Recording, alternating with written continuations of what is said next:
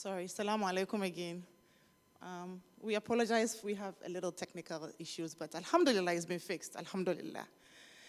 So, Bismillahir Rahmanir Rahim. Today we present to you Brother Yusuf Jaaber to talk about social media. Just a quick intro about him, but before that, we really highly encourage, please, parents, not only the mommies, but also the fathers to show up, because this is for both moms and dads to, inshallah, benefit from this. And we also encourage you guys to, there's two QR codes here. We would like you to scan it and then do a survey and tell us which topics will be of interest to you going forward for the next parenting workshops that we have planned in the future, inshallah. So, Brother Yusuf Jaaber is a third-generation American Muslim. He has been actively involved in Islamic studies and Islamic work for 22 years and has been actively involved in youth empowerment and development for 30 years. He has served in Islamic schools for 17 years as a teacher, principal, education consultant, and he is currently a teacher of Arabic in Newark Public Schools. Now, raise your hands if you don't know Malik El-Shabazz. If you don't know Malik El-Shabazz, raise your hands. Okay, that's like 80% of the crowd. Then the next quiz will be raise your hands if you don't know Malcolm X. May Allah be pleased with him. So Malcolm X is known as, his Islamic name is Malik El-Shabazz. Now, centuries ago, there are several Islamic groups that was established centuries ago in America. However, the very first person to establish Sunni Islam, and I repeat again, Sunni Islam, in America, and American-born, was called Professor Muhammad Izzeldin. Now, Brother Yusuf Jaaber's grandfather studied from Muhammad El-Zabin here in the US as a Sunni Muslim. And they formed an organization. Now, this organization was led by Professor Muhammad, and then when he passed away, Brother Yusuf Jaaber's grandfather took over. So the reason why I asked you about Malcolm X is because during Malcolm X's death, may Allah be pleased with him, there were so many threats that went on in New York, and people were scared to actually go and claim his body and do the right things for him. So Brother Yusuf Jaaber's grandfather came from all the way from New Jersey in Elizabeth and went to New York with his organization, and he was the one who gave Brother Malcolm X janaza. May Allah be pleased with him. So with that, I present to you Brother Yusuf Jaaber. Assalamu alaikum wa rahmatullahi wa barakatuh.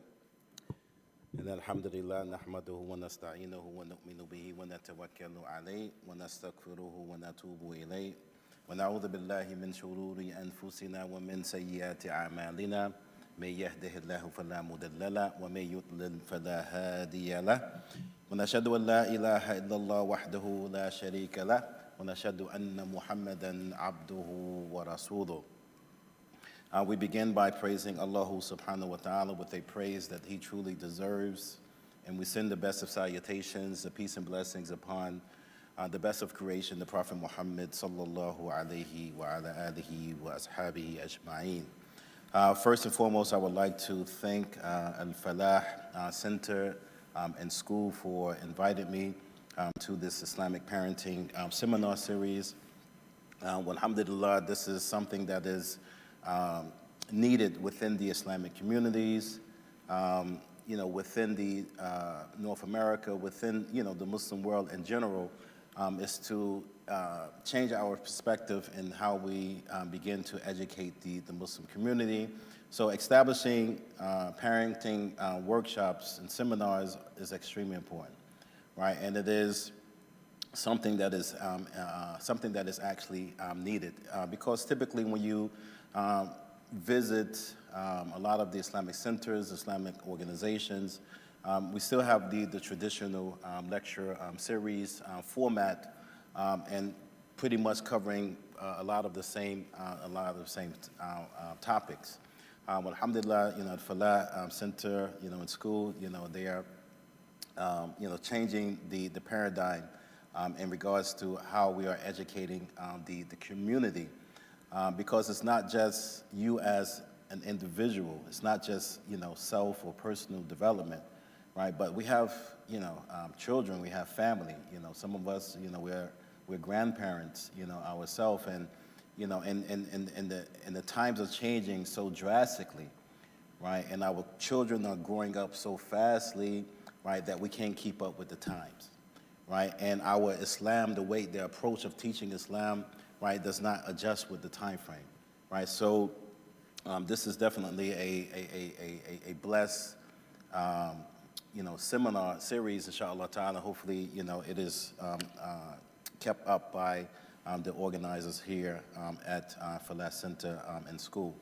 And of course, our topic today, by the permission of Allah subhanahu wa ta'ala, is the topic of social media. Just understanding, the dynamics of the social media, how it's actually impacting us as how we raise our children in this day and age, right? Because it does have a direct impact in our youth, because our youth are directly engaged, with these social media platforms, right? To the point where it has exchanged, right, the actual socialization of our youth, right? That our youth, they are socializing and they are friending people, right, on these media platforms, right? And these people may be people that they know personally, right? Or maybe, a lot of it may be people that they don't know. And it can be complete strangers on these social media platforms, right? In addition to that, you may have predators as well, right, on these social media platforms, right? So we have to be aware and conscious of these things, and and we have to tackle these issues head first, right? So that we are able to make the necessary adjustments in our parenting, right?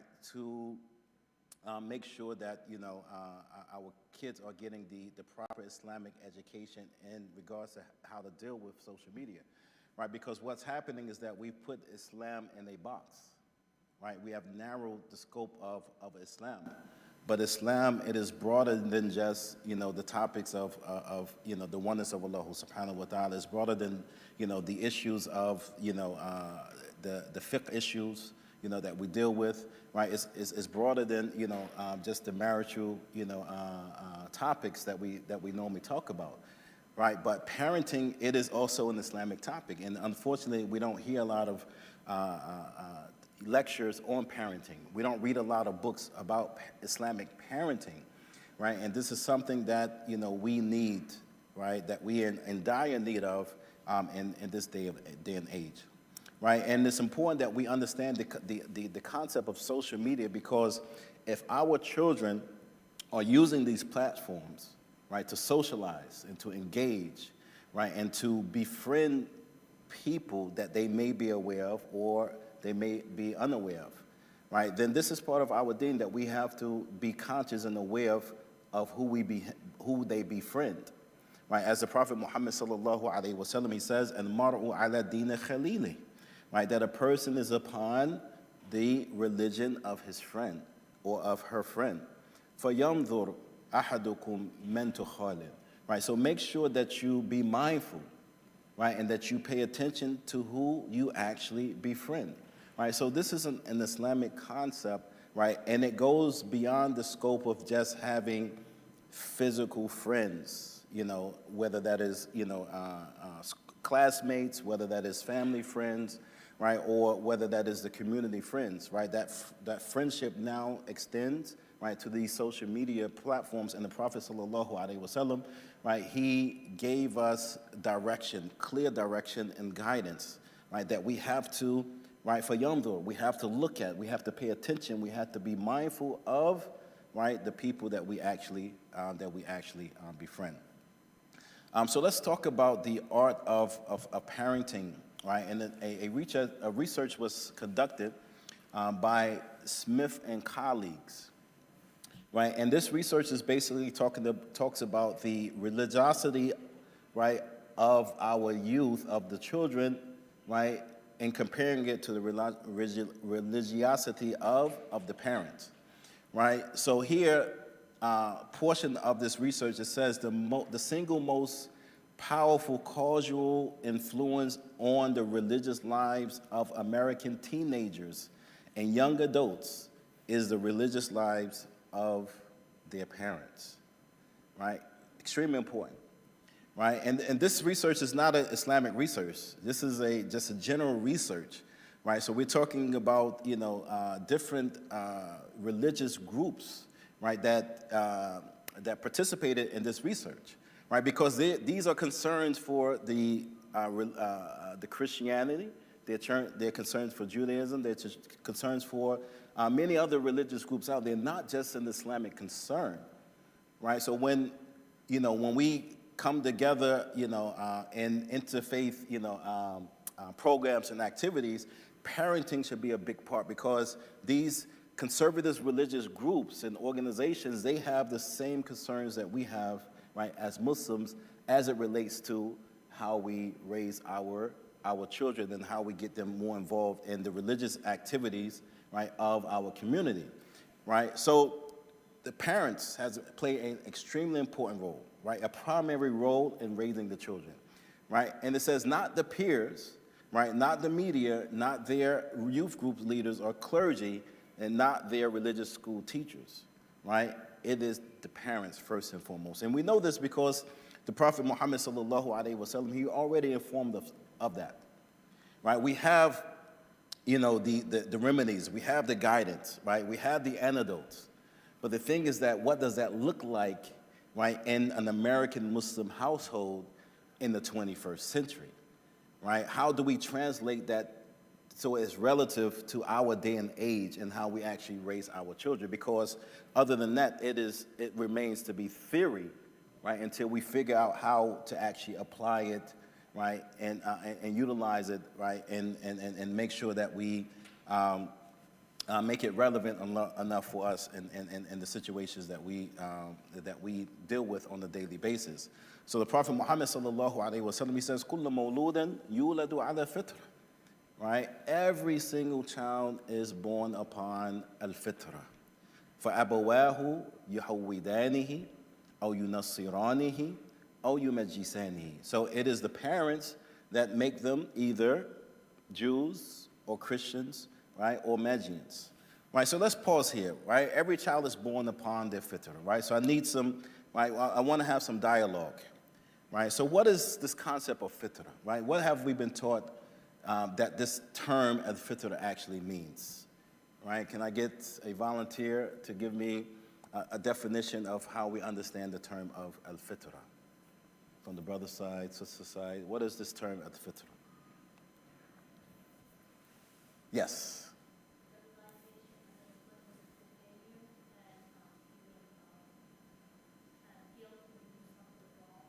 Okay. So the realization of the goodness that is found, right, within you, right? And then from this, you can distinguish what is right and what is wrong, right? Any other thing that we can add to this? Don't be shy. All right. Right, then we get on our kids, right? Oh, you don't participate enough in class and, this and that, right? Huh? Right? So, right, we need some parent participation, inshallah. Right, so right, what else do we understand about this concept of fitra, that every child is born upon their fitra? Yes?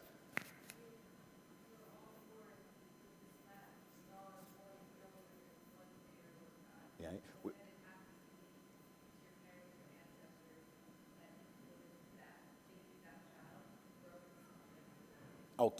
Okay, excellent. So we all are born upon this, upon Islam. Right, and it is our family, our, parents, our ancestors that may change the state into a different state or a different belief system, right? And there are a couple ways that we can actually look at it. And one of those things is that, yes, we are all born, right, as Muslims. We have that natural inclination to worship Allah subhanahu wa ta'ala, right? We understand, right, within us that there is a creator, right? And this understanding of the oneness of Allah subhanahu wa ta'ala that is embedded in our DNA, right? This is what we call, a natural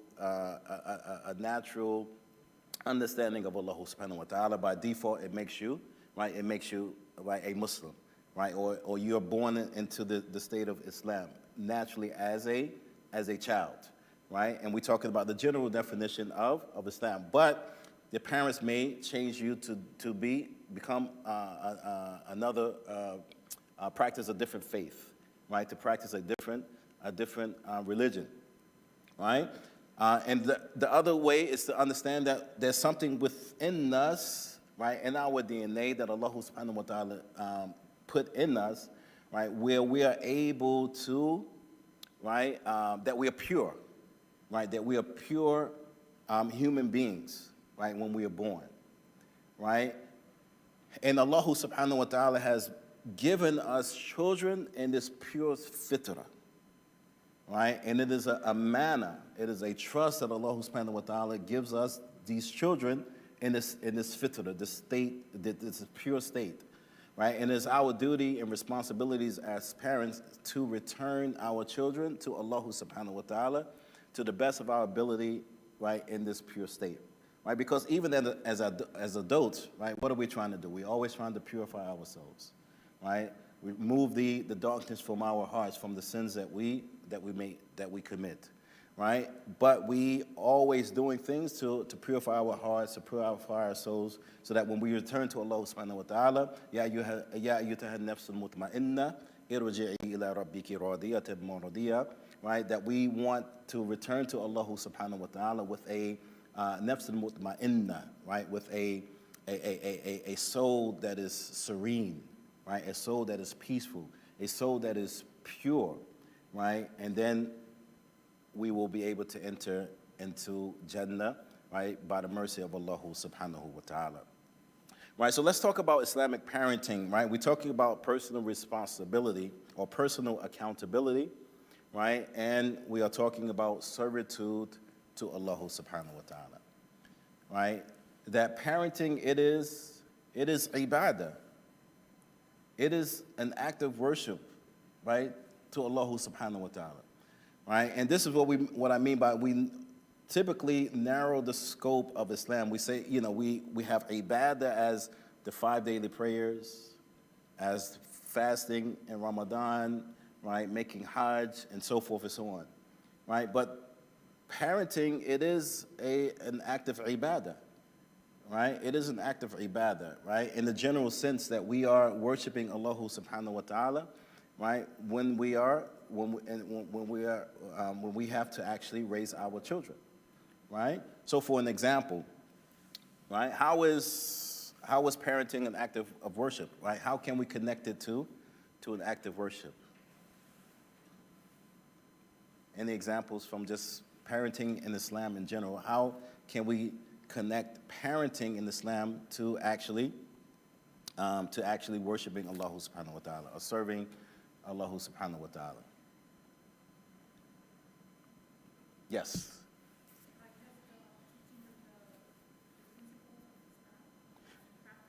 Right, by teaching them the principles of Islam and how to actually practice that, right? So let's add on to that. So in return, what would happen if we are able to teach these principles, right? What's going to happen in return? What would our kids do for us? Right, adab, right? So adab, so we know, for example, that the heaviest thing on the scale of good deeds on the Day of Judgment is character, right? Good adab, right? So this is extremely important because, raising our children, right? We're raising them with good adab, with good etiquettes and manners, right? Because on the Day of Judgment, right, we are going to, right? This is going to be weighed as well, right? How else? What's another example of parenting, right? When we leave this world, for example, what do we expect from our children? Sadaqah Jariyah, right? So Sadaqah Jariyah, right? But how will we earn the Sadaqah Jariyah? Right? It's based off of how we raise our children, right? And so you have a Sadaqah Jariyah, they can do many things after we die, right? But they could also make dua for us, right? They make dua for us, right? After we pass on, right? What do we want from them? What do we want from them when we get older? We want them to put us in senior citizen facilities? Huh? Right? Do you want them to, not visit you, right, when you're elderly?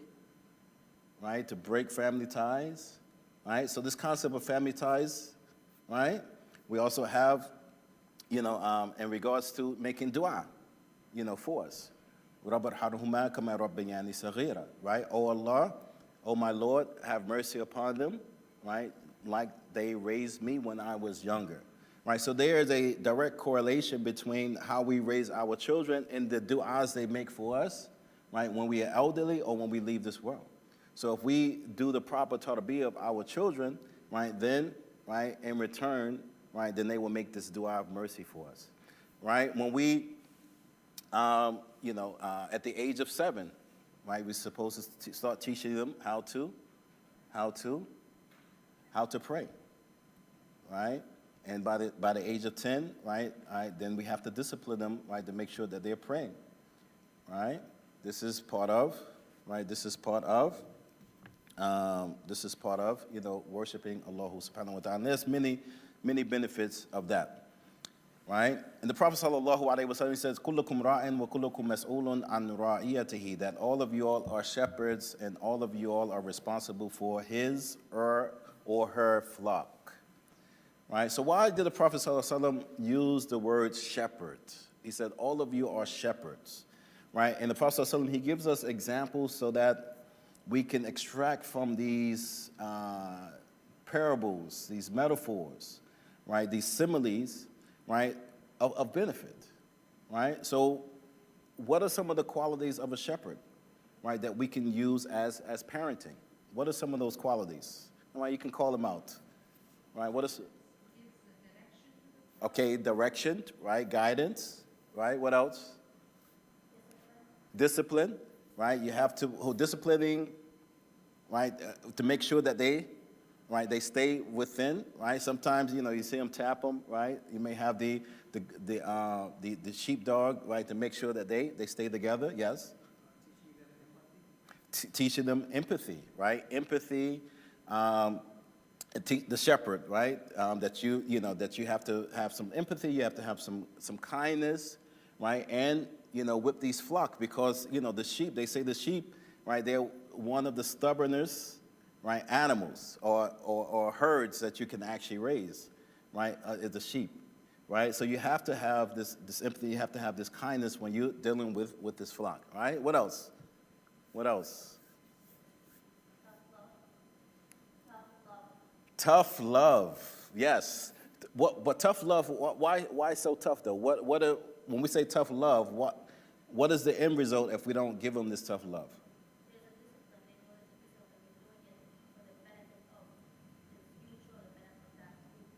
But if we don't do this, then what's going to happen?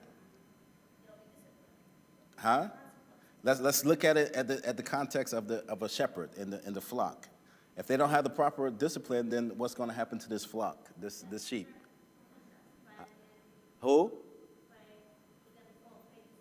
They're going to fall prey, right, to the predators, right, to these wolves, right, that are out there, to the wolves of this dunya, right, the trials and tribulations of life, right? So this takes vigilance as well, right? You have to be vigilant, right? You have to be watchful, right, at all times.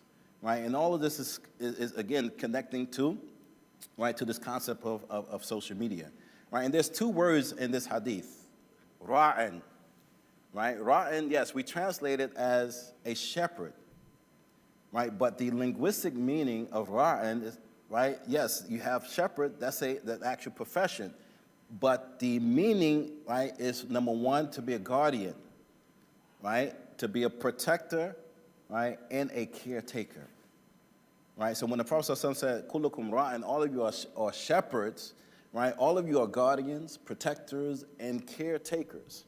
Wa kullukum mas'ulun an ra'iyatihi. So mas'ulun, right? It comes from the word su'ila, right? Or sa'ala, right? To be questioned, right? All of you are responsible, right? What does this mean? Mas'ul is that all of you will be held accountable. You will be questioned about your responsibility, right, of raising your children, right? Mas'ulun, you're responsible. You have to answer to Allah subhanahu wa ta'ala. We have to answer to Allah subhanahu wa ta'ala, right? And this gives us a sense of accountability, right, and accountability. So that's like we always say, right, when we stand before Allah subhanahu wa ta'ala, He's going to ask us about our actions. He's going to ask us what we did with our wealth, what we do with our knowledge, right? But how did we raise our children? This is all part of that, right? The knowledge that we had, right? The wealth that we had, right? The deeds, right? It's not just about necessarily, doing volunteering and having an awesome, event, right? On awesome, Ramadan or awesome, right? Because a lot of those we focus on the individual, like my personal development, right? But what about my wealth? How can, some of that sadaqah has to go to my children, because the best sadaqah that you can give is to your family. The best sadaqah, as the Prophet ﷺ told us, is the sadaqah that you give to your family. So the extra things that you're responsible for, food, shelter, clothing, right? But what about some additional things outside of that? That's outside of the budget. You may can take some trips. You may can, do this. You may can do that, right? To buy some gifts for your kids. That's outside of Eid, right? All of these things you're getting rewarded for this as well. So here's some of the things in regards to the raising of the children and using the concept of being a shepherd, right? So I didn't hear patience, right? Did I hear patience? Patience, wisdom. Right? Wisdom, right? Extremely important, right? So look at these, when you think about raising your children, right? Like, how many times you have to be patient with them, right? The wisdom, right? You have to, right? Our children think they can outsmart us, right? But we have to be one step, two steps of our children, right? And, we have to, even like the concept of financial literacy, like a lot of times we just say, here you go, here's your allowance, right? But, maybe they should earn it. Even though we're going to give it to them, maybe we should think about them earning their allowance, right? And maybe we should set up an account where they can actually manage that, because if they, at the end of the day, if they want, this PS5 or the new iPhone or whatnot, right? Maybe we need to be a little bit wiser. So now we're not just we're not buying them these material things, but, we're using the wisdom so they're learning financial literacy, right, throughout the process, right? So we cannot afford to surrender one sacrificial lamb to be devoured by the wolves of this worldly life, right? I do have a quick survey I would like for you all to fill out, right? So this is one of the benefits of social media, right? You can take your phone out, right? You can scan the QR code, right? And you can just take a few minutes to actually fill out the parent survey. And this parent survey is connected to social media.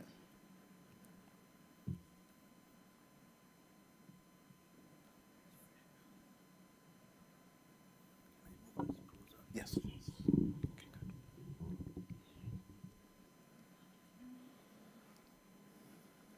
And it's anonymous, right? Oh, I have to go back.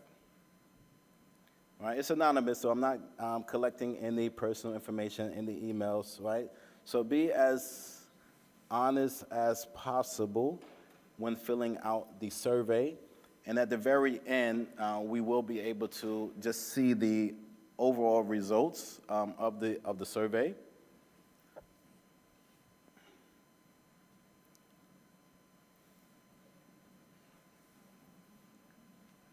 Right, how many of y'all millennials? Millennials, any millennials? So y'all know how to work, right? Okay. Oh, on the border, right? What's the Generation X? Right between us. The Generation X has expanded for a very long time, right? Yes. Yes. So I'm a Generation X person myself, so.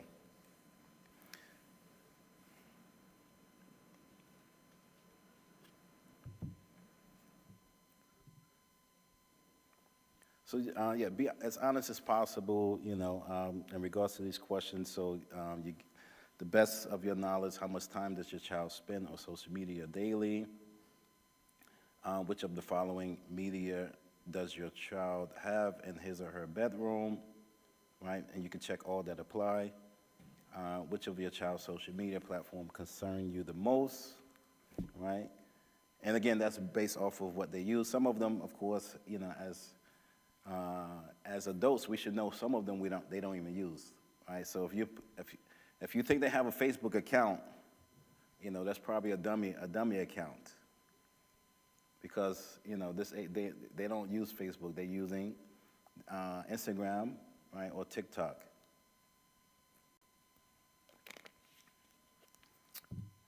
I don't even think they're using Snapchat as much as they used to. How does social media affect your child directly, right? So again, we're talking about your child, right? Not just children in general, right? What have you observed in your child because of their social media usage, right? And again, be honest. This is anonymous, information. What types of rules are you enforcing in regards to your child's social media use? Check all that apply. Rate the following statements by how important they are to you. So, for example, setting rules or guidelines for my child's use of the internet and other digital media, routinely monitoring my child's use of the internet, social media, and other digital media, talking to my child about good digital citizenship, encouraging my child to use the internet and other digital media to learn about things he or she is interested in, encouraging my child to use the internet and other digital media to express herself or himself creatively, and encouraging my child to use the internet and other digital media to learn about current events and news, and encouraging my child to use the internet and other digital media to learn skills and information he or she need to succeed in school. Then it goes into which of the following conversations have you had with your child, right? Because it's one thing to have concerns or what is important, what is not important, right? But having conversations with your child, right, about these things. So we may have conversations. Okay. Yes. So, yes. So for yourself, I mean, you probably just want to like go through it and kind of because all of these things is all things that we should be thinking about when we talk about raising our children. Yes. So like these are the conversations, like So for example, we're saying like parenting, like are we having these conversations? And as parents, how should we have those conversations within the Islamic framework? So for example, we have the hadith where it says, okay, teach them to pray at 7 and then discipline them at 10 and, make sure that that we're splitting the beds between the genders, during this time frame. So we have that conversation with them, like, okay, you're getting older, you're a boy, you're a girl, okay, you have to have your own room, your own bed, right? We have those conversations. Oh, you're 10 now, okay, let's talk about, salat, some families may have these salat parties, when they hit the age of puberty, and we're talking about salat and so forth and so on, right? Ramadan comes, we're excited, Quran, we're talking about, the Quran and this revelation and all these type of things, right? We're talking about all of these things, right? We may be reading the stories of the Prophet. Some of us may have Muslim TV for kids, right? All of these type of things, right? But are we having the same conversations about, social media? like we may have a conversation about, okay, how are your grades? Did you make the honor roll, right?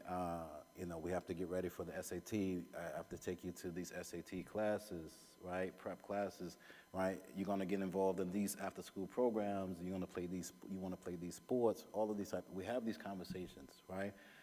This is what you need to do to become a doctor. This is what you need to do, to be an IT, right? An engineer, right? But we also have to have the same conversations about social media and other tough topics, right? And then please rate your level of confidence in talking to your child, right, about those things.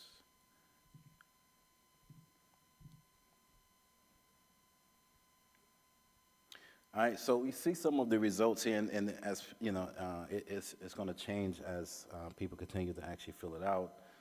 But look at the numbers: 1 to 4 hours a day, right, on social media, right, and that could be on 1 hour, that could be 4, but within that range. And the data the research says that the average youth spends about 3 hours on social media, right, a day.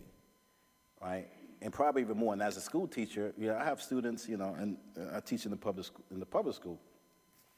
So I have students, you get concerned about their grades, why they're not doing well, and then you get a chance to look at some of their other grades and their other classes, kind of see if it's consistent, right? And like, whoa, when you have these conversations. And last year I had a conversation with one of the students. I was like, okay, let me see your social media usage. Pull out your iPhone and let me see how much, and you'd be shocked, 14 hours, a day on social media. 14, and that includes like emails and text. Includes all of that, but the youth, they're not, checking too many emails, right? But like, and the bulk of that is, of course, doing school, sneaking, doing lunch, and all that type of things, and then, but when they get home, the time, the commute from home, or from home to school, and then from school to home, and then after that, right? So you can imagine what this person's grade was like. And you can imagine how long they were up all night if they're doing, 14 hours, 12 to 14 hours, right, a day, right, on social media. So which of the following media does your child have in his or her bedroom, right? Internet access, cell phone, right? Those are the biggest ones, right? Because these are the tools that they would need to be on social media, right? Which of your child's social media platforms concern you the most? YouTube. Okay. I don't know, that TikTok, well, unless you got some restrictions on TikTok. TikTok is extremely popular, right? Extremely popular. That's what a lot of the youth are on these days. YouTube, okay, interesting. Okay, how does social media affect your child directly? Not enough physical activity, that's top. Not enough face-to-face, right? Inhibits the child's ability to focus, right? That's number 3, right? And again, you have these results. So even if you bookmark it, so you can go back to it. What types of rules are you enforcing? So limiting how much phone, it can use. All of the above.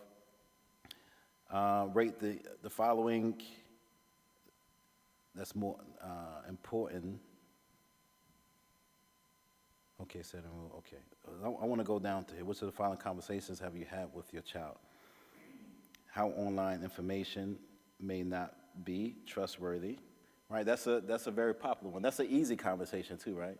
Oh, you can't trust everything online. That's a very easy one, right? Oh, you can't believe that. Is that a reliable source, right? The other one is how much time is she allowed to use media? Okay, that is conversation. That may be yelling too, right? That may be in the form of yelling, right? Right? Appropriate online behavior, okay. Content, so you see some of the areas using the media to cheat on, schoolwork. Yes. illegal downloading, right? We're talking about streaming, right? These streaming platforms and stuff like that, right? And then please rate your level of confidence in talking to your child somewhat. A lot of that is what? It's more somewhat confident than very confident, right? But how can we get to very confident? You know, like as parents, right? Building that relationship with your child where they should be coming to you for guidance, for information. They should be comfortable with talking with you, right? And you should be comfortable to say, hey, let's have a sit down, let's talk about, you know, I just read this, you know, online, you know, oh, this happened, you know, this is happening in, you know, the area, the school district, right? A lot of things are actually, you know, happening, right? But to be like very confident to have these conversations with our youth is extremely important, right? And you know, and going back to the sense of accountability, Allah subhanahu wa ta'ala, he says, إِنَّ السَّمْعَ وَالْبَصَرَ وَالْفُؤَادَ كُلُّ أُولَٰئِكَ كَانَ عَنْهُ مَسْئُولًا. Right? Indeed, the hearing and the sight and the heart, right? All of these things, all of these faculties, they will be questioned. So Allah subhanahu wa ta'ala will question our hearing, our sight, and our heart. Right? But what do we mean by our heart? When we say our heart, our hearing, our sight, right? Our ears, they hold, right? They control the faculty of hearing. Our sight, our eyes control the faculty of seeing. But our heart, what does our heart hold? What does our heart hold?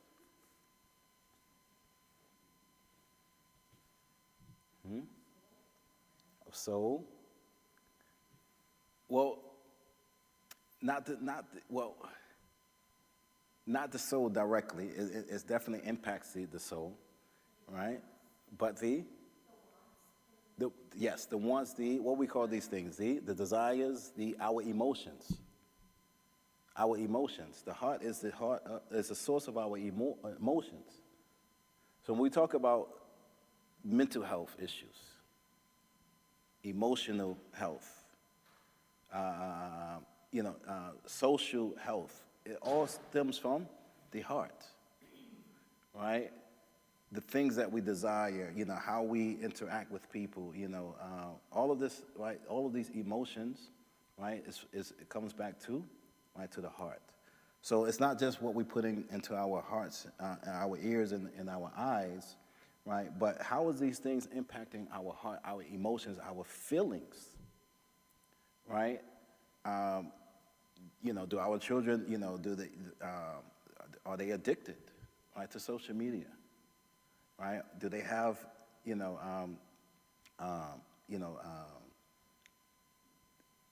certain feelings, right? Certain feelings where they are desensitized because of what's going on in the world, right? Or because they're just strolling down these platforms, right? And ignoring, the fact that, this country is just had a flood, right? And people lost their lives, right? So these emotions, right? So when we talk about worship as well, we talk about ibadah, we also have a concept of the worship of the heart.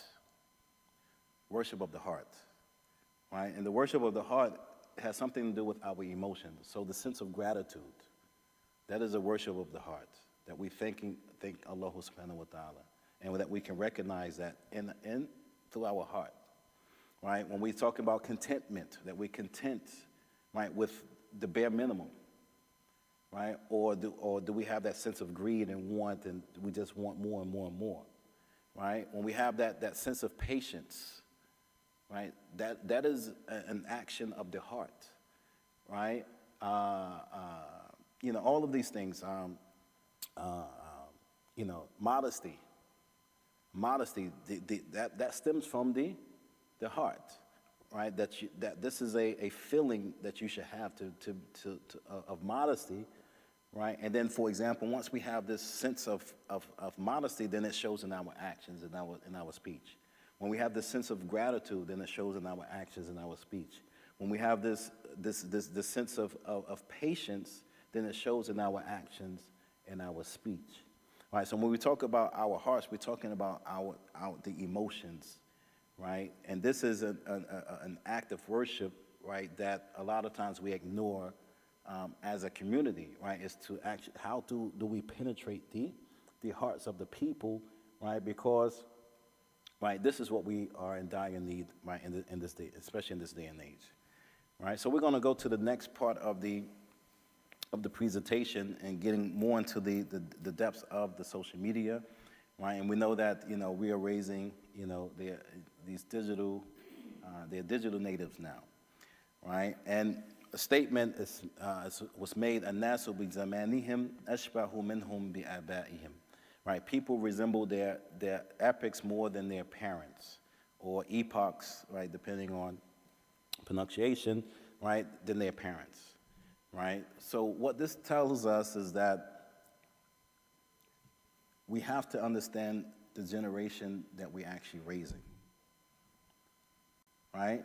And it's attributed to Imam Ali, radiallahu ta'ala anhu, your children were born of a different era, right? So we cannot raise our children like our parents raised us, right? And if you think that we can raise our children like our parents raised us, yeah, there are certain things that are consistent through generational, right? But there are some adjustments that we have to make, right, here and there, right? Because, when I was growing up, it wasn't any cell phones. They just had the wall, right?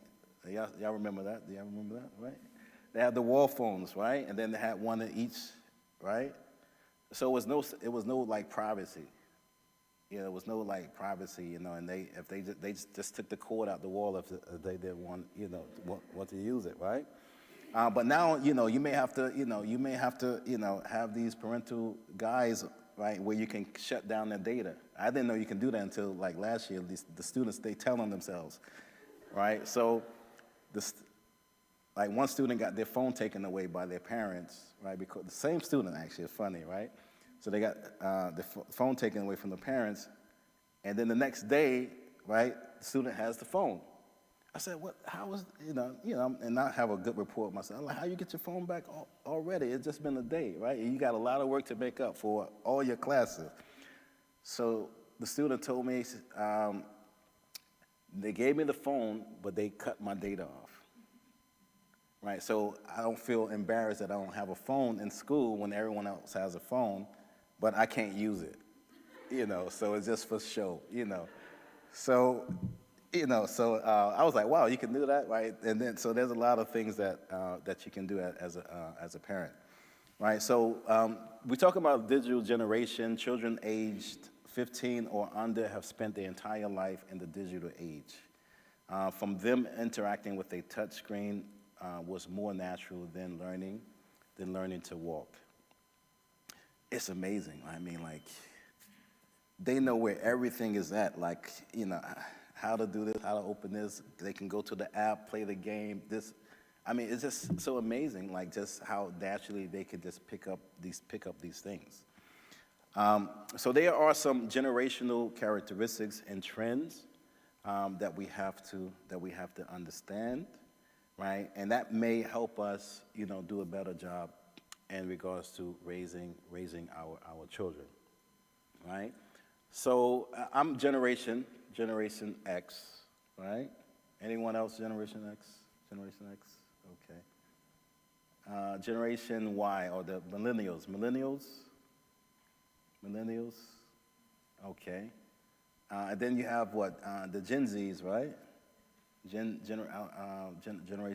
Z or Gen Zs, and then you have the new generation, right? The new generation, they call them Generation Alpha, right? So we already reached the end of the alphabet, right? So we have to start over, right? Generation A or Generation Alpha, right? So I'm assuming everyone else are baby boomers, right? So baby boomers is pre-generation Generation X, right? I think baby boomers, Generation X, right? Y, Z, and then now we're at A. And this is, I kind of just put some things, together. But I mean, there's a lot of research on, the generational characteristics. So for example, Generation Z, the mid-1990s, so like 1995, 96 to the late 2000s, so 2010, 2012, so the data varies. So privacy, they value privacy and restricted interactions, right? This is something that they actually, value. They may be to themselves, a lot, right? So understanding that, how can we engage, with these youth that may value privacy, right? They may be introverts, maybe to themselves, right? They are health conscious and form healthy habits. Stability, they value financial security and smart investments. Mental, they are referred to as the loneliest generation, right? Which is an issue, right? So this is an issue that we have to figure out how to address, right? Yes, they value privacy, which is a good thing, maybe a good thing, but, with loneliness comes depression, right? Comes, all types of things, right? Diversity, right? May have grown up in diverse family structures, right? Diverse family structures.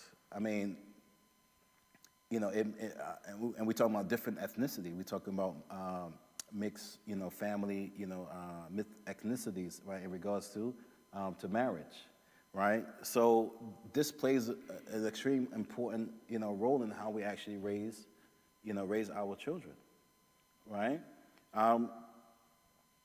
And then the politics, right? They are the most politically progressive, generation, right? And the politics has a lot to do with it. So how the politics shape and mold their thinking, it may also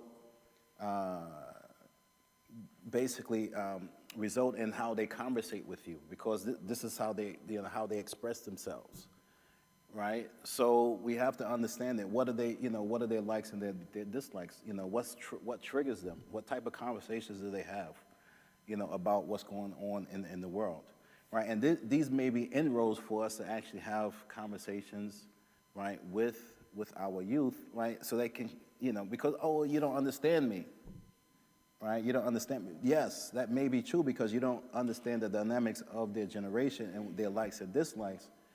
Yes, I understand a youth. I know what they're going to go through as just a young person in middle school, a young person in high school, right?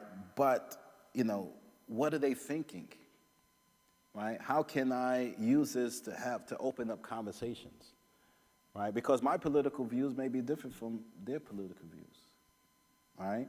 My concept of health, the foods that I like, a lot of the kids don't even eat, the culture foods any longer, right? It's something totally different, right? Or they want to experiment. Everyone wants to become a chef, and they're just health conscious and it's organic, and they're concerned about the chemicals, and the health is the pharmaceutical business. I don't want to eat that food. Oh, why you don't want to eat biryani? Or why you don't want to eat this matluba, right? Right. So it's like, I'm different. I have a different health conscience. It's not the fact that I don't like the food. It's just, right, my preference is different, right? My preference is different. Versus the generation Alpha, right? There are a lot of, overlapping here, but they are up-agers. Physical maturity is onsetting earlier, right? So they're becoming mature a lot earlier, and that's because the content that's out there, right? So, for example, when I was growing up, a PG-13 is different from a PG-13 today. And the PG-13, when my parents and grandparents were growing up, is completely different. A PG-13 for me today may be a rated R when I was growing up, because certain things were not allowed, right? And this has something to do with the politics and the governmental agencies that regulate these ratings, right? And they also regulate the restrictions on social media based off of the country restrictions. You have country restrictions.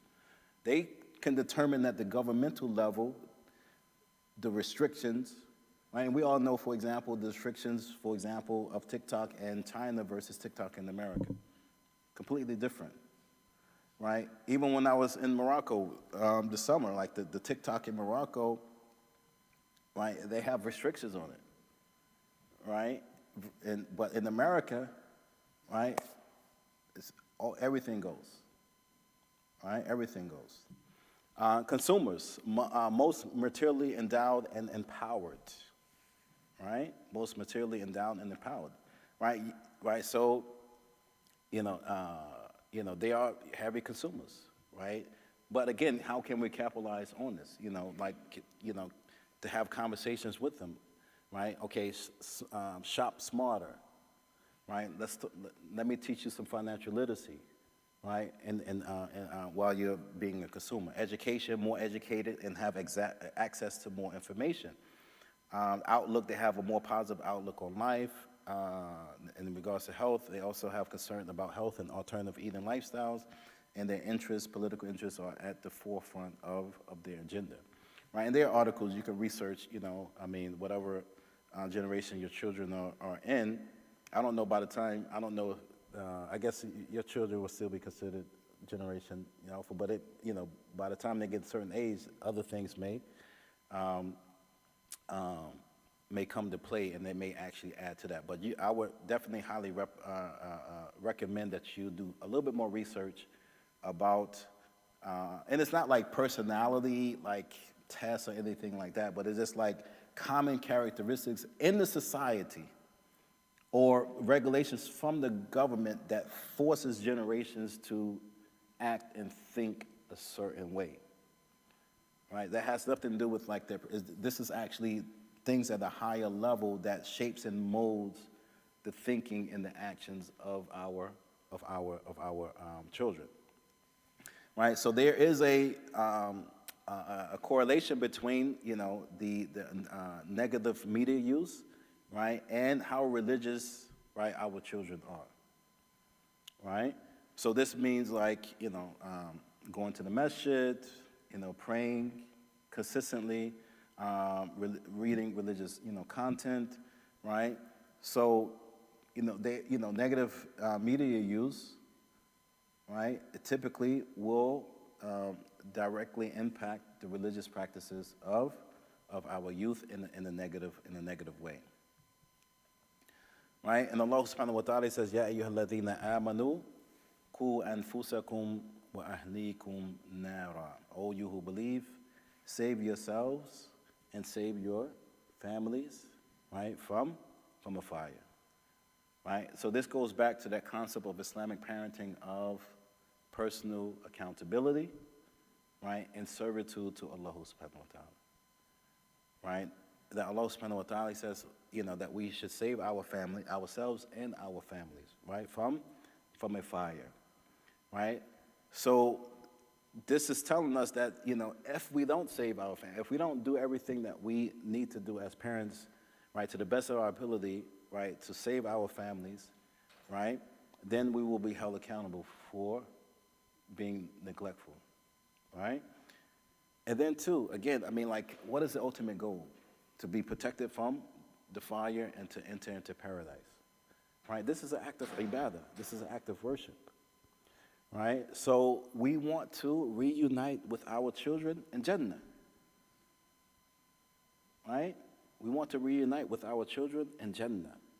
Right? And enjoy, this time in their company for eternity. Right? And, we give them dawah. Even, my mother got to give me, she got to remind me, I'm 45, alhamdulillah, she got to remind me, about, there's certain things. So like parenting, it never, okay, you're married now, you're 18, you're on your own, right? You have your own, no, parenting, it continues, right? And we have to be supportive, right, of our children when they become parents because, they need this support as well. right? They need this guidance, they need this counseling. That should be built in, right? The Prophet ﷺ, he used to what? Go visit Ali and Fatima. He would sit on the bed, right? He would sit on the bed, right, and give them some advice because they was, they had some disagreement, they this or that, right? The Prophet was still in their lives, right? One time he went to the masjid. He said, "Ya Abu Tarab," right? Ali was in the masjid, right? What today we say like in the doghouse, right? Right? He said, "Ya Abu Tarab," right? Old father of the dirt, because in the masjid, laying in the masjid, right? A dispute happened, and that happens. But he's going as a father-in-law, right, and talking to his son-in-law, right, about some marital things. So that's continuous, right? So this is definitely an act of worship, right? But let's focus on this word cool, right? Cool, right? Cool. We always say we always say save, right? Save yourselves and your right. But this word cool comes from the word waqa, yaqi. We say al-wiqayatu afdalu min al-ilaj. Prevention is better than treatment. So this word cool, right, it means to set up the preventive measures around yourself and around your family, and these preventive measures will safeguard yourself and your family from a hellfire. So it's not just like save yourselves, like, ihdaru, right? Like, ihtafidu, right? Save, preserve, right? But it means to take preventive measures, right? Not be reactive, but be proactive, right? Because a lot of times what we do as parents is that, our children are messing up, I'm putting you in Quran school. It's like the boarding school of the Muslims, right? I'm putting you in Quran school, and I'm shipping you out to upstate New York or Chicago, or, they got some nice programs in Texas, right? And we think that's going to, right, resolve the issue. Or your children have been raised in public school, for, up until high school, 9th grade, 10th grade, and, they're acting out, they got some bad friends, like, oh, I'm putting you in Islamic school now. And we think that's going to resolve the issue, and they're resistant and, rebellious and so forth and so on, right?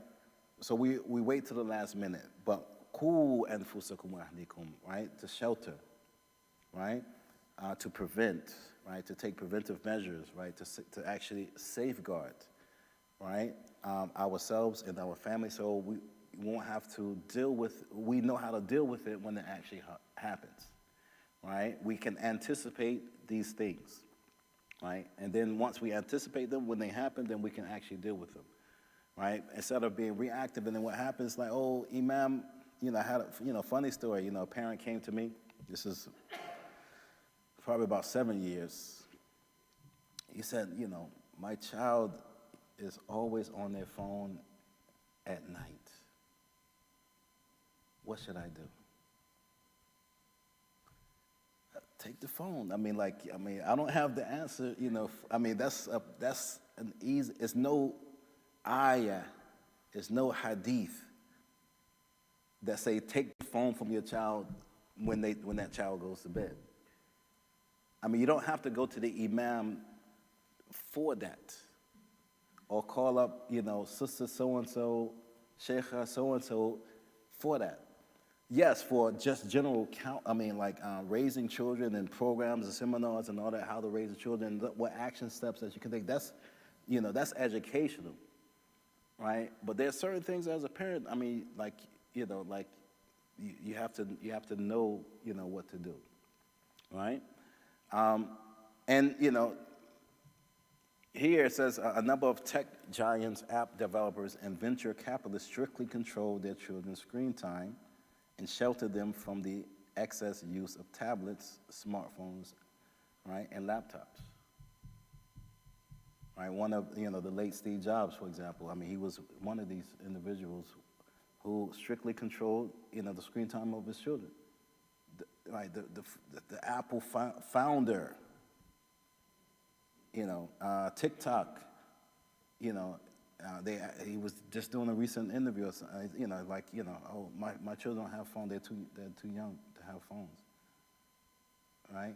I mean, so these, tech giants, they are doing these things. They're controlling, the access of,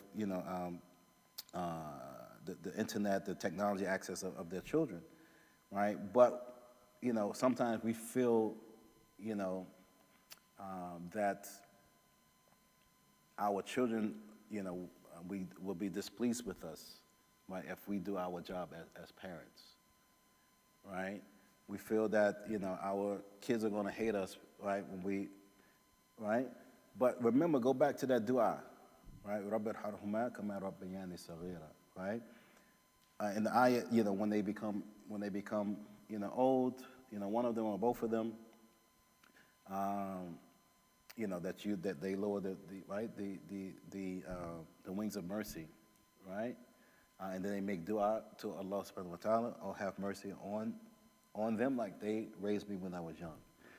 So that lets us know it's okay. Like when they're young right now, it's okay, right? Because this dua is once they get older and they're going to realize, oh, right? Oh, I appreciate my parents, right? Oh, my parents were actually right, right? I didn't really appreciate my parents until I became a parent myself. It was like, oh my goodness, like, and you can see your parents in you, like, oh, I'm doing the same thing, my parents was doing to me, right? So you become an exact, replica of your parents in raising the children, right? So it's okay, right? It's okay, like even when they're mad, upset, like it's all right, you get it back. You're not going to miss something. Okay, let's do something else in the meantime, right? Instead of this, and so you can use it as an opportunity to do something, something else, right? Hey, let's just go to the park then. Okay, you don't got no cell phone. They're just going to be in their room like sleeping all day, right? But no, let's use it as an opportunity. Okay, let's go to the park. Let's go to the museum. Let's do this. Let's do that, right? So it's a punishment, but actually you're teaching them, other things, right? Because now they don't have their devices. So let's take a 5-minute, just a 5-minute break, inshallah. Give you some time to like stretch, maybe if you want to get some water, right? And then we'll resume in 5 minutes, and then we'll continue the discussion about this, inshallah.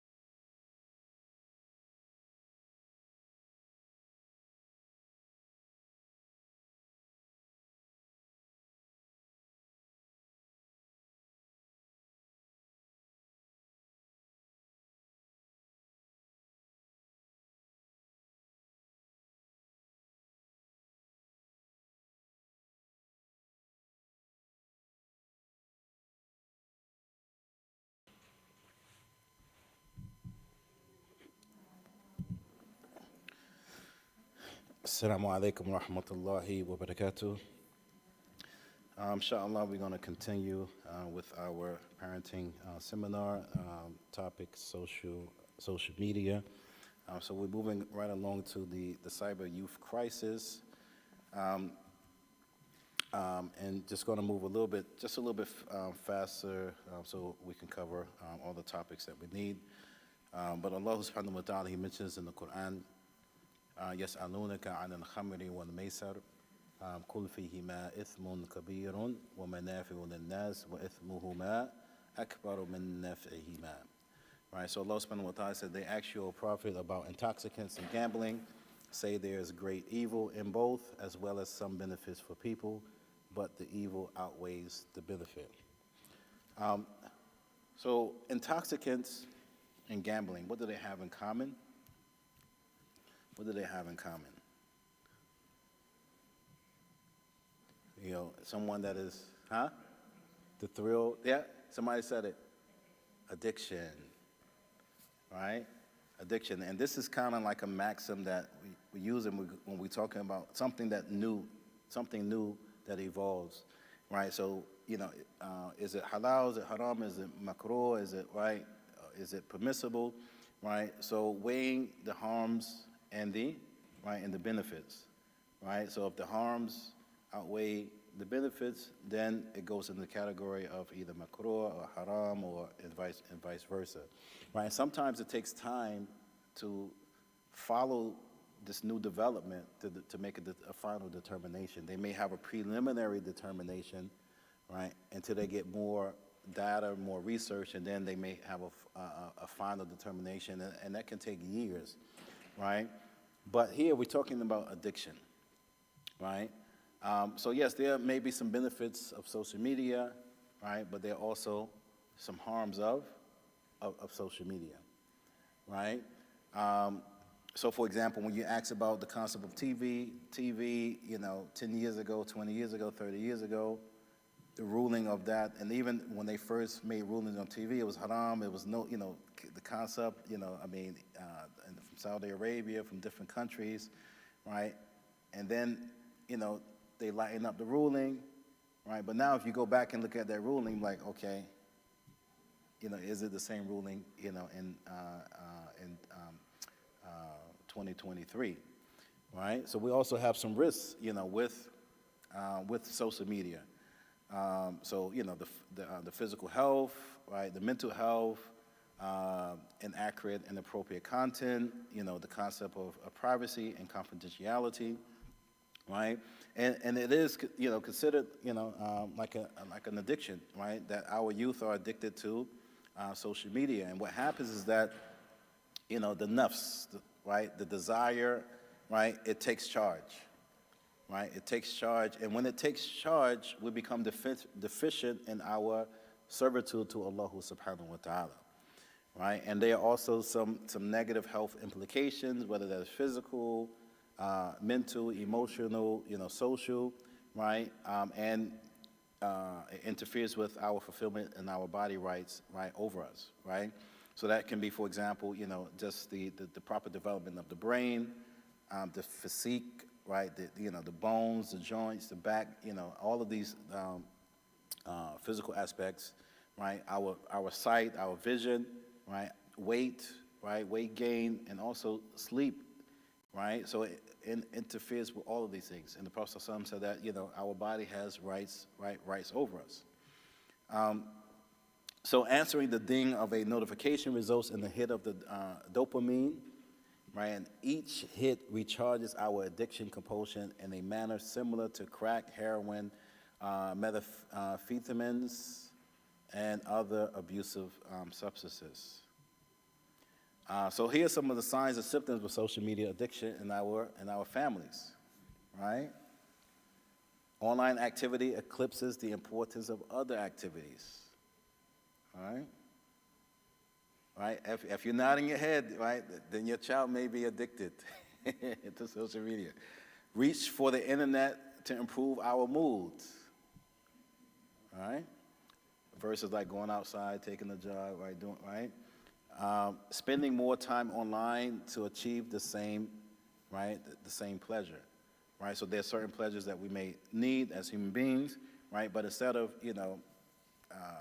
doing other activities outside of the home, right, then we go for our phones, our social media to get that same pleasure. Number 4, withdrawing from reality and going into loneliness periods.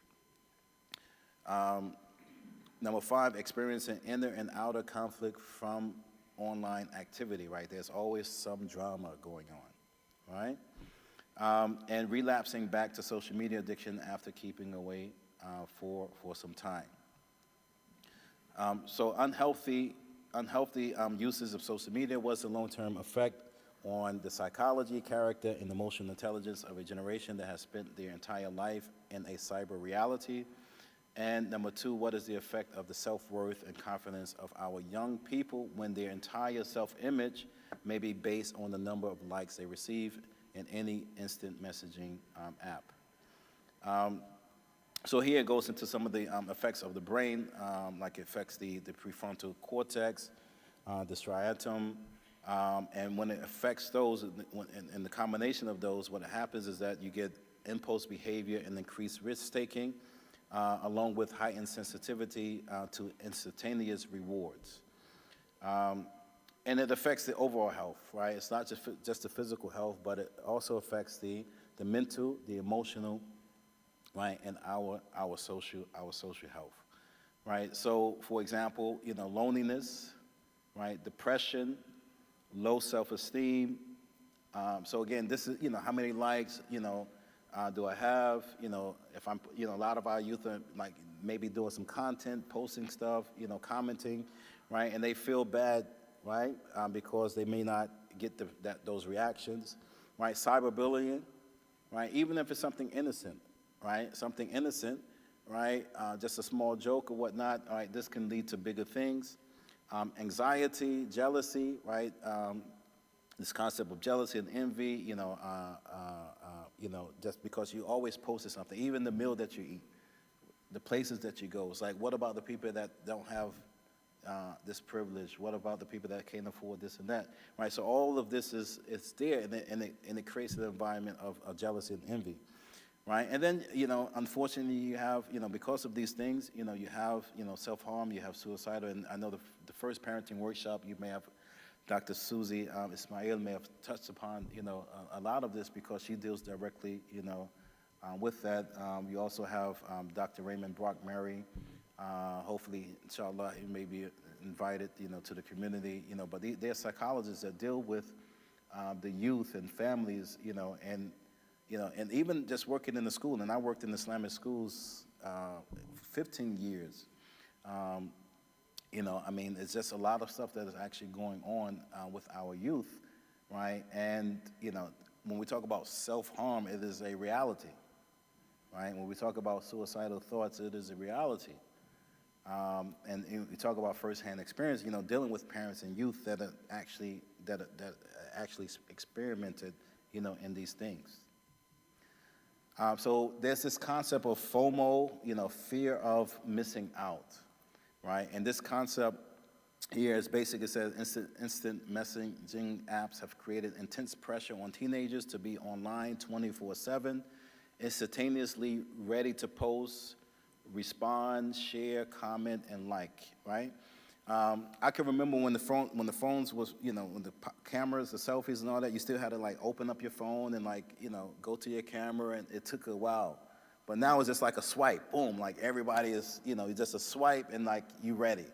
Something happened, something happening at school, on the street, it's a swipe and you, right, you ready. So they've designed it, right, to fulfill that need, that we need that camera and that recording, that video recording instantaneously because we into so much drama. We want to videotape everything that's actually going on, to take a picture of everything that's actually going on. The term FOMO, fear of missing out, refers to the anxiety and stress that can be artificially generated to compel teenagers to be constantly monitoring and responding to posts. And this has led to attention deficits and sleep deprivation among the very age category that is most in need of constant sleep patterns. It had also led to a matrix-style artificial reality which for many teenagers is more important than the physical reality around them. Their online friends and likes become more important than developing real and lasting bonds with family and friends. Online recreation and gaming become more important than developing proficiency in the sport as part of a healthy lifestyle. And online conflict is now becoming the primary driver for conflicts played out on the streets, schools, and parks. So anyone hear about the Seattle Public Schools? A recent article that they are suing TikTok, right, and other social media giants, saying that they created a mental health crisis among students, right? So this is a real lawsuit that's taking place, right? Because, and I mean, of course, I mean, we're not really focused on the monetary part of it, but like how much more restrictions can they actually put? And I was joking with my kids last week. It was like, oh, guess what? They're gonna shut down all social media during school hours. They were like, oh no, like after midnight, they're gonna have no more access, to social media, right? So I'm just joking with them, but they're like panicking. I'm like, I'm getting on board, no public schools, we're gonna join the lawsuit, right? But they're panicking because, they think that this may happen, right? But you should see their reaction, like, what? You can't do this to us, right? So this lets us know that they're addicted to these, right? These social media applications because, just from their reaction, like, okay, no, you can't do this. You're in school, like, and everybody else you're talking to is in another school, and you're FaceTiming, right, down the hall in the bathroom, and they should be in school as well, right? So, like, what are why are you always on your phone when everybody should be in school, right? And then they blame it on the parents. Oh, we need our phones because our parents may need to get in contact with us, right? An emergency may happen, right? But, what about the school phones, right? You can call the office and so forth and so on. So modesty sacrifice, right? Modesty is a trait most people lost because of social media, right? And unfortunately, the concept of privacy and shame is lost as users race against one another to post the most shocking and attention-grabbing media, even if it be of their own selves, right? And the Prophet sallallahu alaihi wasallam, he says, إن مما أترك الناس من كلام النبوة الأولى إذا لم تستحي فاصنع ما شئت, right? So verily, from the words, among the words people obtained from the prophets are this: if you feel no hayat, if you feel no modesty and no shame, then do as you wish, right? Do as you wish, right? So when we talk about shameless media, right? Gaming, sexting, and pornography, right? So let's look at gaming, right? And and this online gaming, right? And these online communities for gaming, right? These are ideal platforms for predators, right? And that can be sexual predators or even ideological predators, right? And what they do in these platforms is they pretend to be, their age. They join these communities and they target, right, young people, right? And this is the process of actually grooming, right? And they exploit the young, the naive, and this vulnerable young person, right? So we have to, be careful. We have to even, establish our own, online community, even if it's for gaming. But I know that, these families from the community, their children, are in that community, right? And that can be regulated, right? And there's stories. You can search these stories of how these predators, right, they manipulate these young people. They get their private information. They know where they hang out, right? And then, they create these private chats, right? They groom them, right? They get access to them, right? And, bad things happen, even to, kids, unfortunately, that die, because of this. May Allah subhanahu wa ta'ala protect our children. Sexting online, right? Research suggests that 15% of teens are sexting, right? This is basically showing inappropriate, content online or suggestive, pictures online. And the concept of the Islamic concept is it's different from, just the, just the general concept of that. So, what we define as inappropriate Islamically, it differs from just the societal concept of inappropriate, right? Even when you talk about like pornography, right? Our understanding, like for me as an adult, even certain things that kids or teenagers may watch on certain shows, that may be considered too graphic for me as an adult because I am conscious of, protecting my eyes, lowering my gaze, right? Even if it's, on social media or, internet or move, right? So that these concepts, so for example, like PG-13 for me, right? I may not can watch a PG-13 because there's so much content in there that may be inappropriate, where it's like, whoa, we have to find something else, right? So our standards, our standard Islamic standards, right, is higher, right? So we cannot put our standards, like you say, like for example, rated R, something that's rated R. Like when I was growing up, that could have been just using curse words, right? But like a rated R film today may be like a rated X film for me. Today, because the Islamic components, to that, right? So we have to be careful, and they have ways where they can circumvent the online filters and the proxies, right? And they know how to put in words, and now you can see, like for example, they're putting like blanks and stars, and right, so that when these companies they don't detect these things, right? They don't detect these things, so they got ways even in how they put in the content, the video links and all of that. Right, and they can circumvent all of these things, right? And they do this on the social media platforms that our children are part of. And a couple more things, couple more parts, and very important here is the digital footprint. So here, many of us have made major mistakes in our youth, which we would rather forget about. Now consider how much more more damaging these mistakes would be if played out online. Our young people are growing up leaving a permanent digital footprint on their activities which can be exposed years later. This permanent digital record can be distributed and ruin a young person's reputation. Right? Now, when they're applying for colleges, one of the first things they do now is look at social media accounts. And even on some of the applications, like, what is your social media?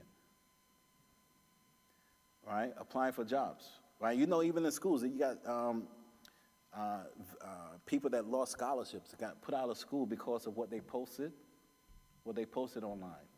A couple of years ago, they had some kids, they were mocking the Native American, like, dance, and this was a prestigious school, right? And, because it was seen on social media and it was posted all over social media, these kids lost their missions, right?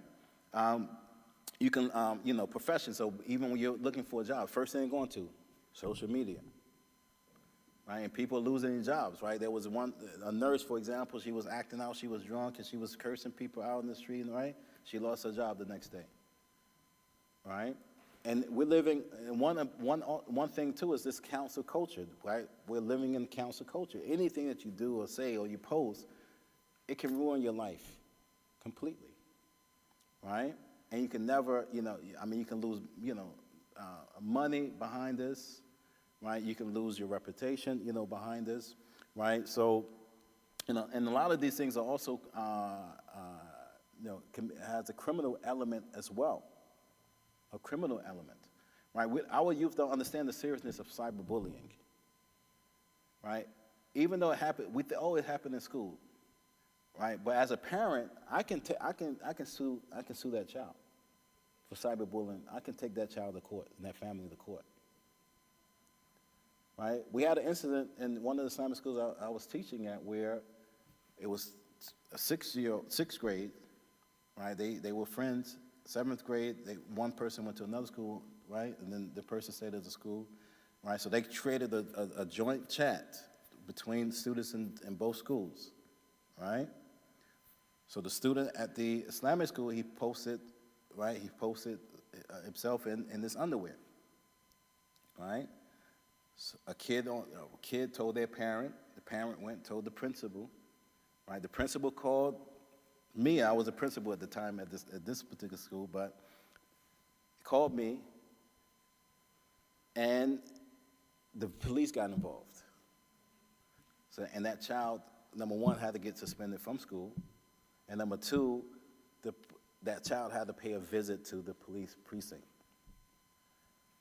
Now, nobody pressed charges, right? And the police basically said, no, the family and the child has come to the, right, to teach that child a lesson, right? But these things are serious offenses, right? Even if that happens in school, right? As a parent, I can sue, right, that child and that family, because that's considered child pornography. Right? So these things, you know, I mean, and if you really look at like your handbooks, the student handbooks in the schools, there's always a criminal element. And then whatever the school does, that has nothing to do with me as a parent and how I handle it as a parent.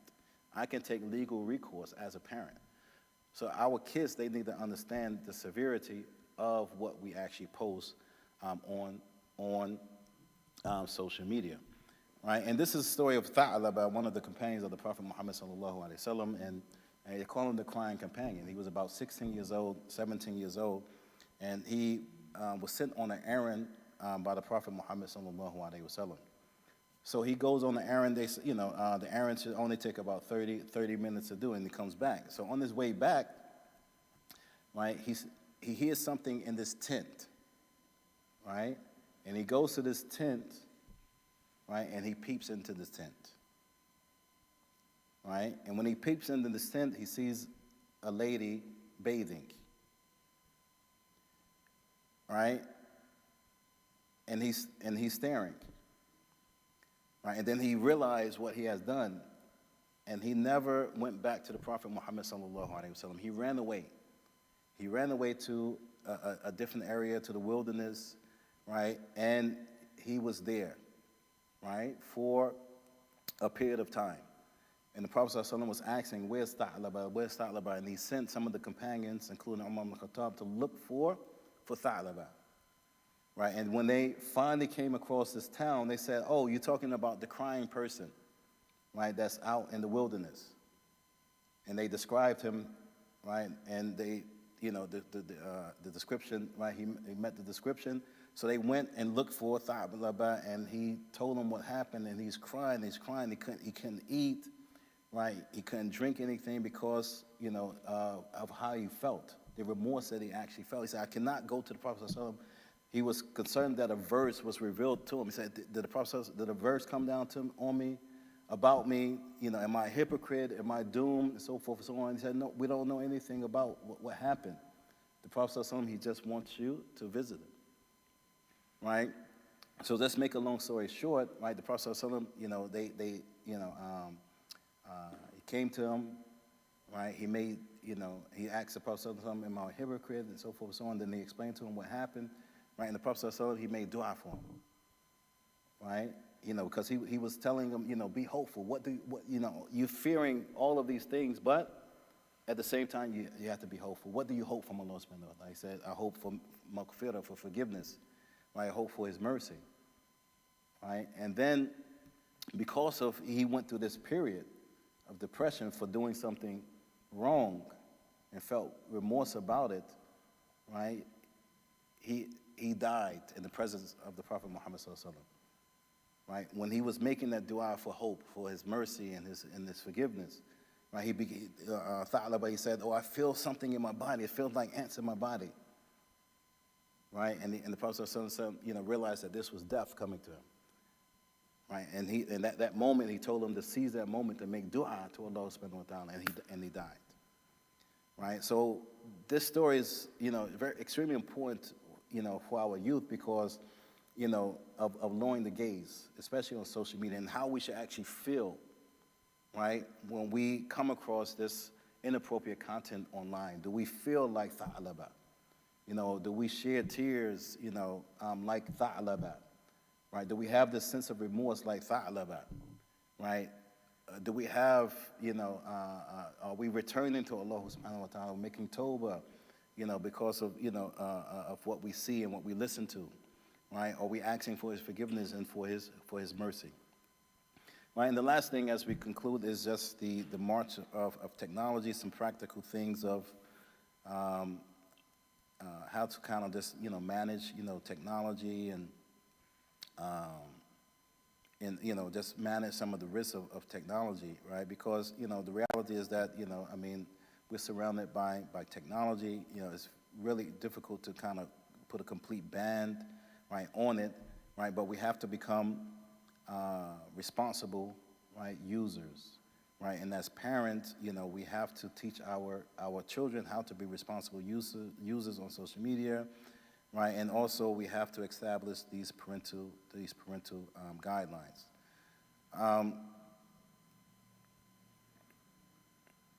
And they also have to understand that our standards as Muslims are different from everyone else's standards, right? Our ratings, right, it is different. What we deem to be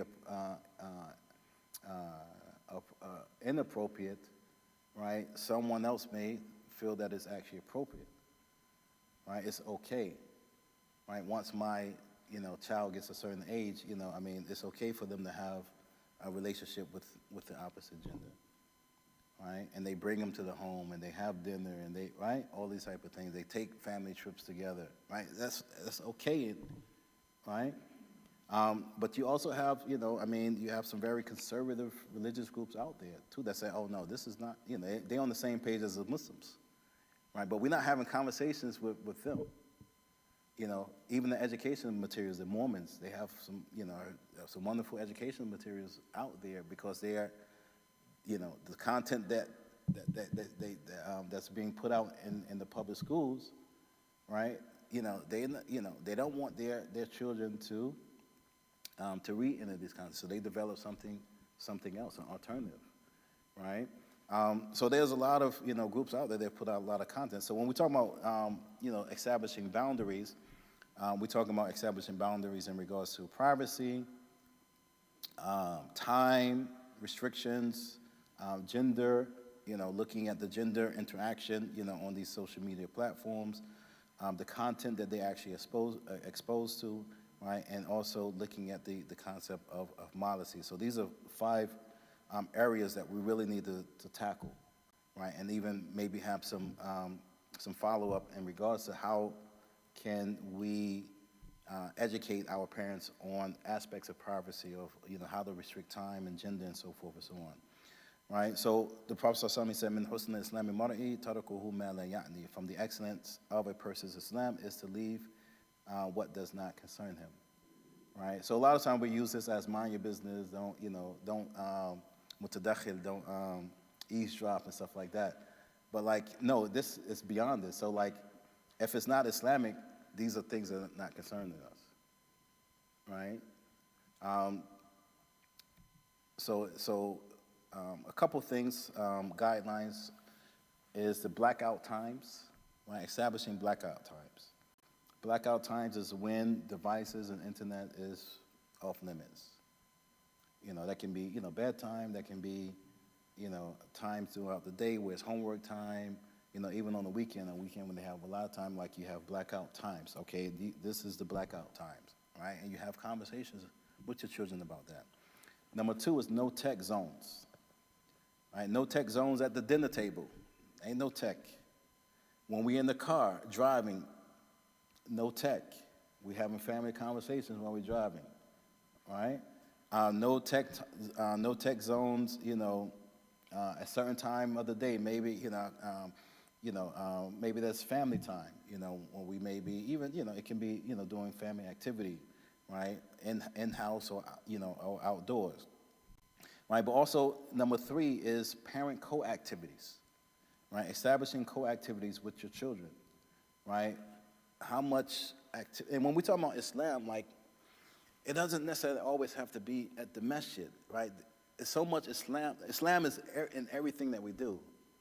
We can go to the museum and we talk about Islam and the beauty. Oh, subhanallah, this is, I can see Allah's jamil and yuhibbul jamal. Allah is beautiful and he loves beauty, and we're observing Allah's creation through visual arts, right? We can go to, the, what do you call it? The zoo, right? This is Allah's creation. Right, SubhanAllah. When I was with my kids are in Morocco. This summer we was talking. We got on the topic of not ants, of spider. And that just took us to so much depth. The spider in the Quran. What does that mean? Let's look at the spider, and and they talk about the household. How the household is corrupted. Because of the black widow, and how eats the husband and the children, and right. The web, even though the web is strong and it's this, but in the Quran defines it as weak, right? So that went to a whole week discussion and activities, from that, right? So these core activities, the museum, the science museums, and all of these type of things where you can go and you can explore Allah's creation through that. Like SubhanAllah, look how Allah created this and that, right? This is talking about Allah. It doesn't have to be, okay, we're going to read this book and, Allah is, one, and Allah, right? Yes. But they need to see that. They need to feel that, right? They need to experience that, not just, right, in theory. Number 4 is to establish study and work rooms, all right? So that, they have a time of studying, right? But they also like studying in a certain place, right? Because, if you want to kind of like monitor that time, right? Because if your child is looking at a black screen, a black screen, that means, they quick with their hands too. They can move it, they can swipe, they can hide stuff, and they got 2 desktop options open where you can switch, right? And then one desktop got like biology, and the other desktop is open, right?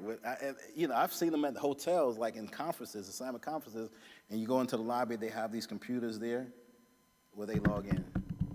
They log into TikTok, they log into Instagram on these free, because they're not busy. But create these study and work rooms. Also looking into the GPS and privacy, settings on your phone. A lot of times too, like the phone companies, they have these parenting settings on there, right? And when you get the family plans, you can kind of like set these restrictions on there. And then lastly, the filtering and the monitoring and investing in software. I mean, we have tech people in the community.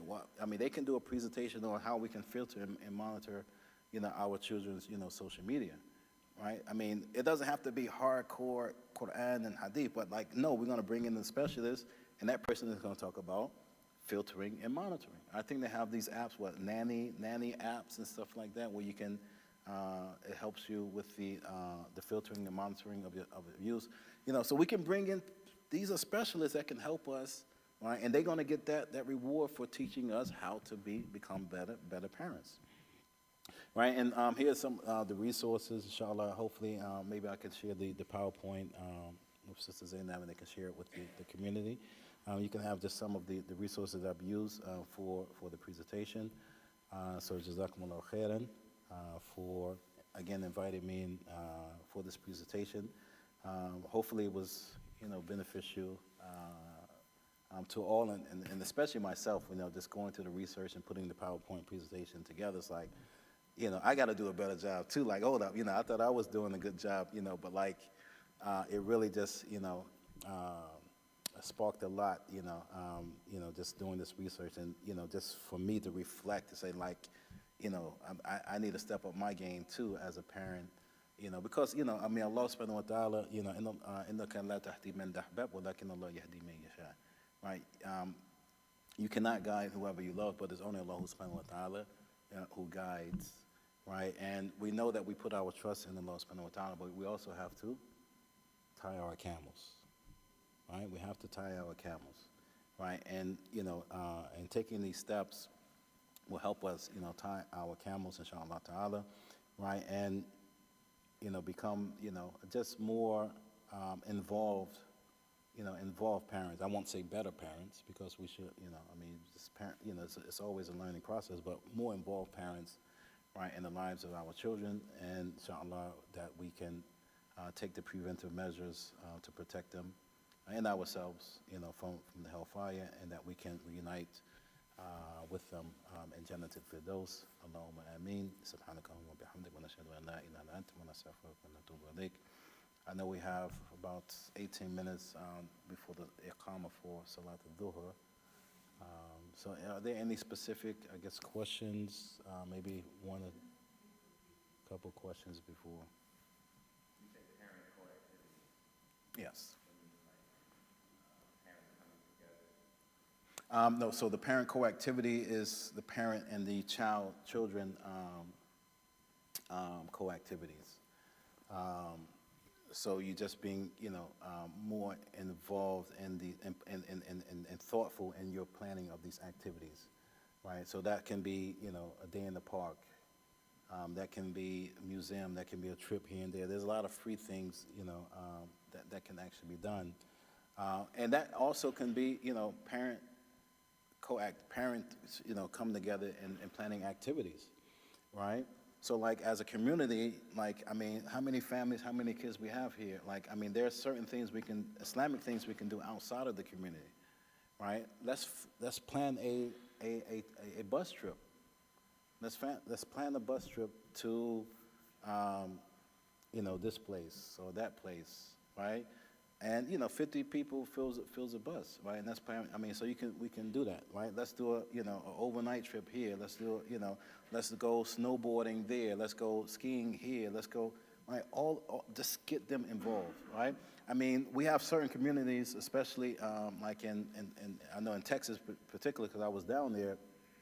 Is that they have there's so many Muslim youth they formulate their own sports leagues. Right, the sport leagues are, I think they have it in Florida as well, but predominantly, Muslim sports. So all of these things, we can actually create, within the community, and, instead of, just spending our money in an isolated manner, right, we can spend it together and, and probably even save more, How many of y'all have, I guess, what they call these science museum or these museum passes? Right, those are national, right? You can get the national pass, and then any museum you go to across the country, you can use that. And, so it's a lot of activities out there that can be done. So it can actually work both ways, but I was mainly talking about just having more parent-children social activities. Yes. Identify that your child. Oh yeah, forget that. Oh my gosh, nobody wants to hear this. If you have identified that your child might be addicted to one or the other app, how do you help them with not really losing that addiction, but kind of curbing it, right? Yes. Without really just completely doing cold hard turkey kind of a thing. Yeah, so my suggestion is just to start having, having conversations, with them, right? And with the young people, you have to kind of prove, that this is what they're doing, right?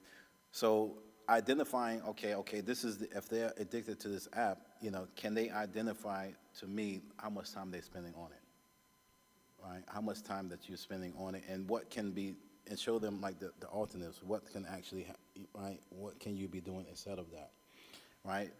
But outside of that, we have as a home, a household, right? We have to create that schedule, right, to the point where we're able to fill the voids, right? Because if they have downtime, can you identify when is that downtime? Right? When do they have that downtime when they're spending 3 or 4 hours on social media on average daily, right? So if we're able to number one, have conversations, right, with our children, right? And it's just a conversation. It's not discipline, right? You want them to walk, you have to walk them through it, right? To say, okay, no, okay, I'm spending this amount. You have to have them say it. Like, okay, what are some alternatives? And then number two is like pinpointing, when is that downtime, right? And these apps, they have it too, like they show you, okay, where, what they're using, what time frame they're actually using, right? And this is part of the parenting, thing. So sometimes it comes in your plan, and you don't even have to really let them, you should tell them ahead of time, yes, it's going to be some parental controls in it. So you have to identify the times, and then you have to fill that void, right? You have to have an alternative, for them, right? And it has to be priority as parents, right? It has to be priority as parents. Just like coming to the masjid is a priority, just like coming to Jumu'ah is a priority, just like bringing our kids to Sunday school is a priority, right? We have to say, okay, in this downtime, I have to put it in my calendar, my phone, right, to say, this is going to be our family time. It could be family projects. Just like family projects. Like, like I was telling you about the spider thing and all. So much arts and crafts you can do with that. There's so much like STEM projects you can do with that, right? And it becomes engaging. Okay, we can read books about spiders and all. I'm just giving you, but there's some for like, the teenagers as well. But it just becomes everyone is engaged in it, right? Everyone is engaged in it, right? And I think that helps out in that process. So I think hopefully, inshallah, that we can have some follow-up where we can come up with like, okay, here's some, here's like, okay, 10 specific things that you can do, right, immediately to kind of like, curb that addiction, inshallah. Any additional questions, inshallah? Yes. Question? Oh, he just went, okay.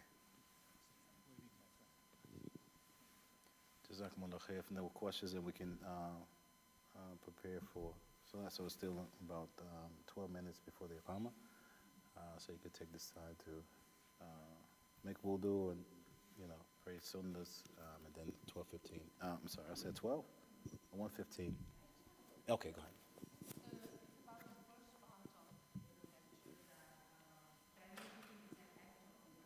Yes.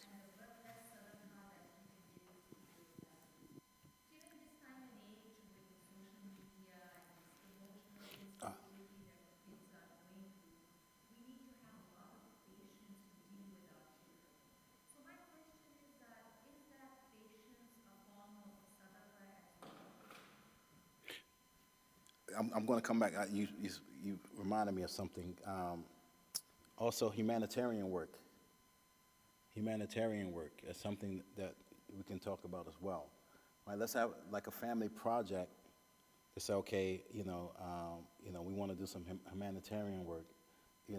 Help the poor, the needy. Okay, there's a disaster here and there, right? There's, and even these organizations. Help humanitarian organizations, they should have a youth component, as well, to say, okay, you have to do some humanitarian. And they also need the volunteer hours as well, for especially in high school. I think most high school you need 80 hours of volunteer hours in order to graduate. But in regards to like patience and we're talking about is patience an act of sadaqah.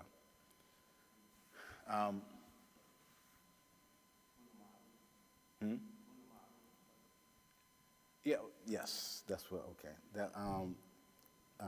There's the lengthy hadith that kind of outlines like what is considered sadaqah, right? If you do this, it's a sadaqah. If you smile, it's sadaqah. But any kullu ma'ruf sadaqah, any type of anything beneficial and good is. Right, it's considered, sadaqah. However, when we talk about patience, right, it's to be patient, but persevere at the same time, right? So patience doesn't necessarily mean that they're going to grow out of it. Once they get older, they're going to realize, right, and then you kind of like step back, right? Patience it refers to. You're addressing your kids, you're talking to them, they may not change immediately, but you still, having these conversations, you're using different tactics, right? But you don't see immediate change, right? So that's the patience that we're talking about, that we're still engaged, right, in conversation. We are still engaged in the tarbiyah of our children, but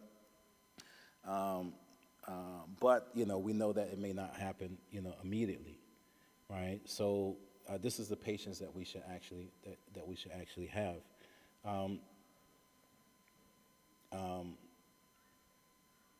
It is, ajaban li amr mu'min, right? It is something that the Prophet ﷺ, he praised, right? That he says, about the mu'min, right? The true mu'min, right? That when something, a calamity happens, or this person is going through something, that is extremely difficult, right? Then this person remains, right? Then this person remains patient, wa huwa khayrun lahu, right? And this is something that is good, right? This is something that is good for this person. So yes, right, with patience, but you still have to be involved. Patience doesn't mean that you're not,